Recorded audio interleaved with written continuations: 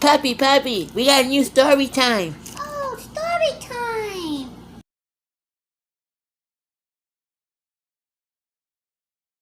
Walt Disney presents Lucky Puppy.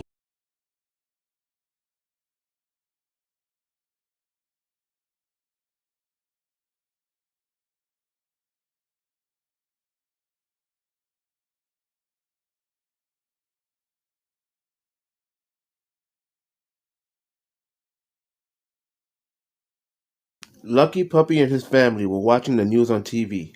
Something bad had happened.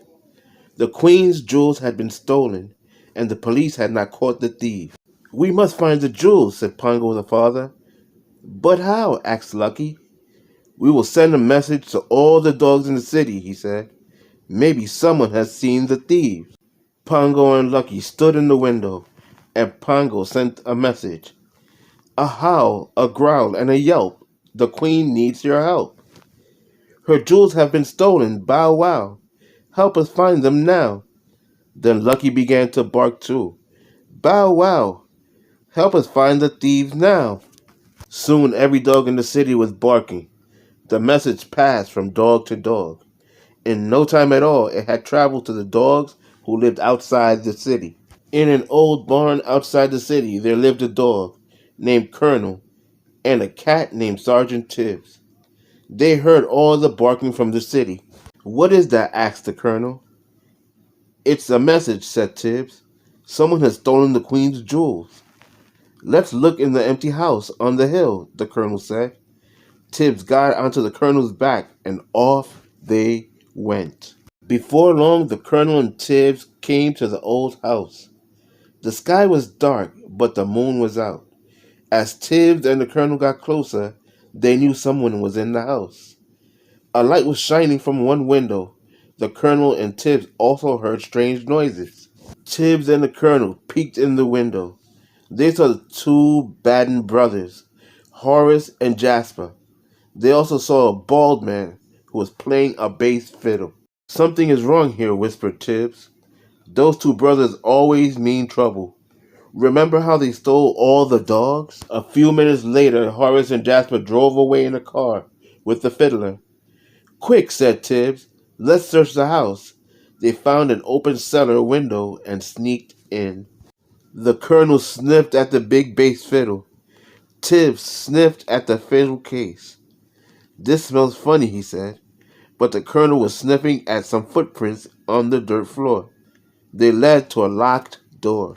"How can we get in?" asked Tibbs. "We will send for Pongo," said the Colonel. "He will know just what to do." The Colonel and Tibbs raced back to the barn. The Colonel sent a message to Pongo. "Woof, woof, woof. Bow, wow, wow. We need Pongo's help right now." The message passed from dog to dog. Soon, Pongo and Lucky heard it. "The Colonel needs our help," said Pongo. The next morning, Pongo and Lucky arrived at the barn. "Isn't that pup too small to help us?" asked the Colonel. "He is not too small to learn about danger," said Pongo. "Let's hurry to the old house." When they got there, Pongo and his friends peeked in the window. They did not see anyone. Lucky tried to peek too, but he was too small. "Maybe the cellar window is still open," said Tibbs. The window was open, and Pongo went in first. The Colonel, Tibbs, and Lucky followed Pongo down the stairs. At the bottom of the stairs, they stopped at the locked door. Pongo began to dig a hole. He wanted to get under the door. The Colonel and Tibbs watched. Lucky Puppy watched too. The hole grew bigger and bigger, but it was still not big enough for Pongo. "I can get through the hole, Dad," said Lucky. "Good boy," said Pongo. The puppy wriggled under the door. Soon he wriggled out again. "Look at what I found," he cried. Around his necklace was a diamond bracelet. In his mouth was a pearl necklace. Lucky Puppy had found the Queen's jewels. "Good work, Lucky," said Pongo. Pongo told Lucky to put the jewels back. "I will go to get the police," he said. "As soon as Lucky comes out of the locked room, get away from the house. Horace and Jasper will soon be back." Then Pongo ran all the way to the city. He stopped every dog he saw along the way. "Bring me a policeman," he said. Dogs went to work. A Scotty knocked over a policeman to get his attention.